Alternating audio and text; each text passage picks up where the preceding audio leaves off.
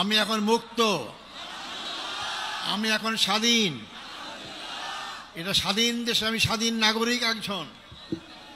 ধন্যবাদ জানাতে চাই যাদের কারণে আজকে মুক্ত হওয়ার সুযোগ পেয়েছি। সেই ৩৬শে জুলাই অর্থাৎ ৫ই আগস্টের মহা বিপ্লবী নায়কদের জন্য আমি ধন্যবাদ জানাতে চাই। তাদের অক্লান্ত পরিশ্রম আন্দোলন, তাদের মাধ্যমে স্বৈরাচার ফ্যাসিস্ট সরকারের পতন হতে বাধ্য হয়েছিল। আমার অপরাধ কি ছিল?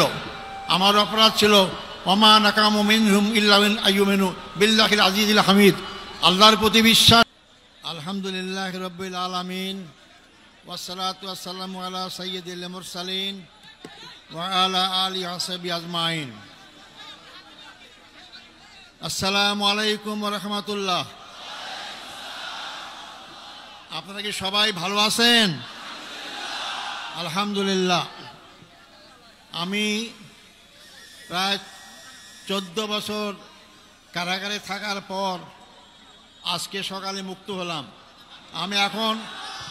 আমি এখন মুক্ত, আমি এখন স্বাধীন। এটা স্বাধীন দেশে আমি স্বাধীন নাগরিক একজন।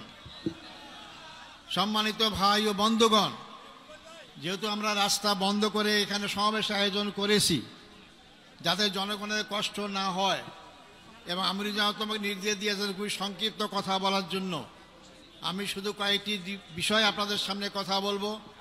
আল্লাহ যদি তৌফিক দান করেন, যদি বেঁচে থাকি অবশ্যই আপনাদের সাথে বারবার দেখা হবে ইনশাআল্লাহ। আমি সর্বপ্রথম আমাদের মহামান্য আদালতকে ধন্যবাদ জানাইতে চাই। তারা ন্যায় বিচার প্রতিষ্ঠার একটা অগ্রণী ভূমিকা পালন করছেন। এতদিন ন্যায় বিচার ছিল না, আদালতকে ব্যবহার করা হয়েছে। এই জন্য আশা করি আমরা সামনের দিনগুলোতে আমাদের আদালত জনগণের আশা আকাঙ্ক্ষা অনুযায়ী তারা জনগণের ন্যায় বিচার যাতে পায় সেই ব্যবস্থাই তারা করবেন।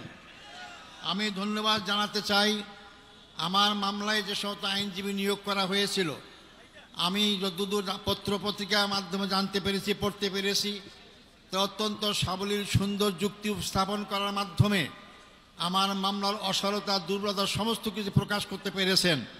এবং আন্তর্জাতিকভাবে স্বীকৃত যে এই মামলার মাধ্যমে আমার অতীতের আগের সরকারগুলো কীভাবে নির্মমভাবে আমাদের আগের ভাইদেরকে হত্যাকাণ্ডের মাধ্যমে তাদেরকে দুনিয়া থেকে বিদায় করেছেন।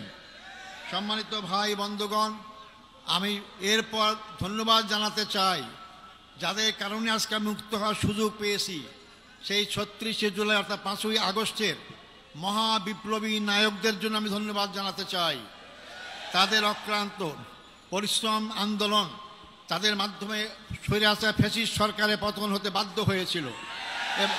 এবং সবচেয়ে আমি ধন্যবাদ জানাবো এই ক্ষেত্রে ছাত্র সমাজকে, যারা অতীতের অহংকার গর্বকে আবার প্রতিষ্ঠা করতে পেরেছেন। ছাত্র সমাজই রাস্তায় রাজপথে নেমে রক্ত ঢেলে তারা এই 14.5 বছরের ফ্যাসিস্ট সরকারের সকল জুলুম অত্যাচারের বিরুদ্ধে জনগণকে সাথে নিয়ে তারা রাজপথে যে আন্দোলন গড়ে তুলেছিলেন, যার কারণে গর্ব গর্ব সব চূর্ণ হয়ে বাংলাদেশ নতুনভাবে স্বাধীনতা অর্জন করতে পেরেছে।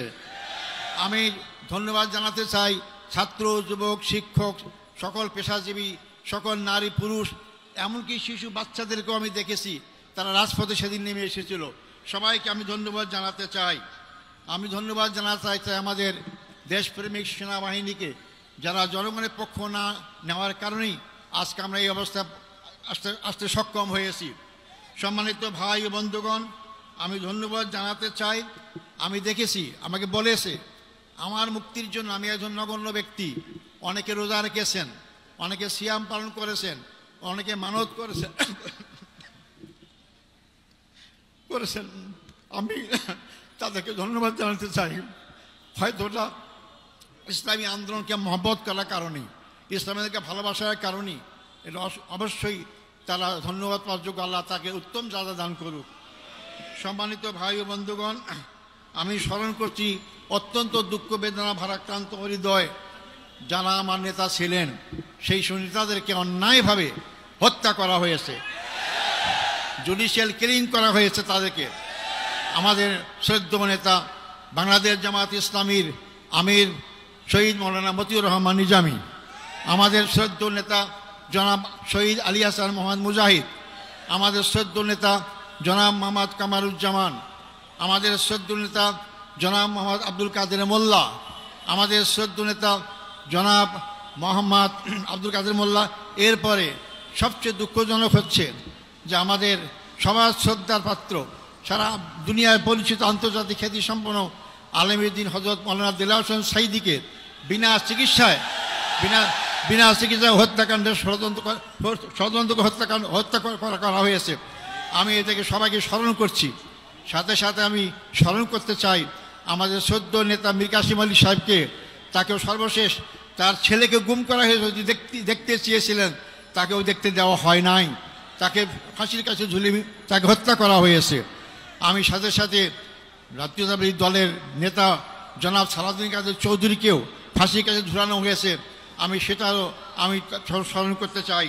সম্মানিত ভাই বন্ধুগণ, আমরা এর মধ্যেও হারিয়েছি জেলখানায় আমাদের সেই শ্রদ্ধেয় নেতা অধ্যাপক গোলাম আজমকে, আমরা হারিয়েছি আমাদের মৌলানা আবুল কালাম মোহাম্মদ ইউসুফ সাহেবকে, হারিয়েছি আমরা 5 বারের নির্বাচিত এমপি মৌলানা আব্দুল সোবহান সাহেবকে আমরা হারিয়েছি। এরপরও আমি বের হয়ে দেখতে পেলাম আমাদের সামনে এখন তারা নেই। আমাদের আমিরের জামাত, এখনকার আমির জামাতের পূর্বের যে আমির জামাত ছিলেন মকবুল আহমদ সাহেব এবং নাজির আহমদ সাহেব, তার সবাইকে আমি শ্রদ্ধা স্মরণ করছি এবং তার শোক সন্তপ্ত পরিবারের সদস্য সহ সবার কাছে আমি তার সমবেদনা জ্ঞাপন করছি। আল্লাহ তাদের সবাইকে ধৈর্য ধারণ করে তৌফিক দান করুক। সম্মানিত ভাই ও বন্ধুগণ, আমি এই প্রসঙ্গে বলতে চাই, এই হত্যাকাণ্ডের সঙ্গে যারাই যে পর্যায়ে জড়িত সবাইকে আইনের আওতায় এসে তাদের বিচার করা হোক। এটা আমি জোর করে আবার বলতে চাই, যারাই হত্যাকাণ্ডের সাথে যেখানে যে পর্যায়ে জড়িত সবাইকে আইনের আওতায় নিয়ে এসে তাদেরকে বিচার করা হোক। না হলে এই খারাপ সংস্কৃতি চালু থাকবে, এখান থেকে বেরিয়ে আসতে হবে আমাদেরকে। সম্মানিত ভাই ও বন্ধুগণ, আমি আপনাদের কাছে অনুরোধ করতে চাই, আমার জন্য আন্তরিকভাবে দোয়া চাই আপনাদের কাছে। আমার অপরাধ কি ছিল? আমার অপরাধ ছিল ওমা নাকামু মিনহুম ইল্লা আন আইয়ুমিনু বিল্লাহিল আজিজিল হামিদ, আল্লাহর প্রতি বিশ্বাস, এটাই তো আমার অপরাধ ছিল, আর তো অপরাধ নাই। আমি তো আপনাদের কাছে দোয়া চাই যে অপরাধের কারণে ফাঁসির কাষ্ঠ থেকে আজকে আমিদের কাছে ফুলের মালা পাচ্ছি, রশি গলা সেরে গিয়ে ফুলের মালা পাচ্ছি। আমি যেন আজীবন সেই ইসলামী আন্দোলনে আমার জীবন থাকতে, রক্তবিন্দু এক ফোঁটা থাকতে এই আন্দোলনেই যদি আমি শহীদ হিসেবে মৃত্যুবরণ করতে পারি, সে তৌফিক আপনাদের কাছে কামনা করতে চাই। আমাদেরকে সবাইকে মৃত্যুবরণ করতে হবে, মনে রাখবেন, আজ হোক কাল হোক মৃত্যুবরণ করতেই হবে, মৃত্যুর হাত থেকে বাঁচতে পারবো না। আব্দুল কাদের মোল্লা ভাই আমার আমির ছিলেন, একটা কথা আমাকে প্রায় বলতে, আজার ভাই, আমরা যেভাবে গুনাহগার, আমরা এই সব নিয়ে কাল পরে করে জান্নাত পাবো না। জান্নাত পরে একটাই মাত্র পথ, তা হচ্ছে শাহাদাত বরণ করা। তো শাহাদাতই আমাকে জান্নাত দিতে পারে। তাই যে দল, যে জাতি, যে ব্যক্তি শাহাদাত তামান্না করে এগিয়ে যায়, সেই দল, সেই জাতিকে কেউ দমাতে পারে না। সম্মানিত ভাই এবং বন্ধুগণ, সেই দোয়া করার সাথে সাথে আপনাদের সবাইকে, সবার মাধ্যমে সারা বাংলাদেশের আপনার জনসাধারণকে আহ্বান করতে চাই, আসুন, এই দেশ আমাদের, এই দেশ আমাদের সবার, এই দেশের মানুষের আশা আকাঙ্ক্ষা, চিন্তা চেতনা, ঐতিহ্য অনুযায়ী এই দেশটাকে ইসলামী সমাজ গড়ার আকাঙ্ক্ষা আমরা সবাই এগিয়ে যেতে পারি। আল্লাহ অবশ্যই আমাদের সাথে থাকবেন ইনশাআল্লাহ। আমি আর বিলম্ব করব না, যেহেতু আমরা রোদ্রে কষ্ট পাচ্ছি না, আপনারা আমার জন্য দোয়া করবেন। আমার আর পাওয়ার কিচ্ছু নাই, আমার জীবনে যদি আমরা এখানে আল্লাহর দিন প্রতিষ্ঠা দেখে যেতে পারি, এর চেয়ে সর্ব বড় পাওয়ার কিছু নাই। আপনাদের সবাই সেই দিন প্রতিষ্ঠা আন্দোলনে যার যার জায়গা থেকে যে ভূমিকা রাখা দরকার, সেই ভূমিকা সবাই রাখবেন, এই আশাবাদ ব্যক্ত করে সাংবাদিক বন্ধুগণ, ফটোগ্রাফার যারা এখানে আসছেন, যারা আজকে আমাদের এখানে উপস্থিত হয়েছেন, তাদেরকে আমি ধন্যবাদ জানাতে চাই এবং যারা যেভাবে আমাকে সহযোগিতা করেছেন তাদেরকে ধন্যবাদ জানাতে চাই। আবারও আমি আপনাদের কাছে আমার জন্য দোয়া কামনা করে আমার বক্তব্য এখানে শেষ করছি। আসসালামু আলাইকুম।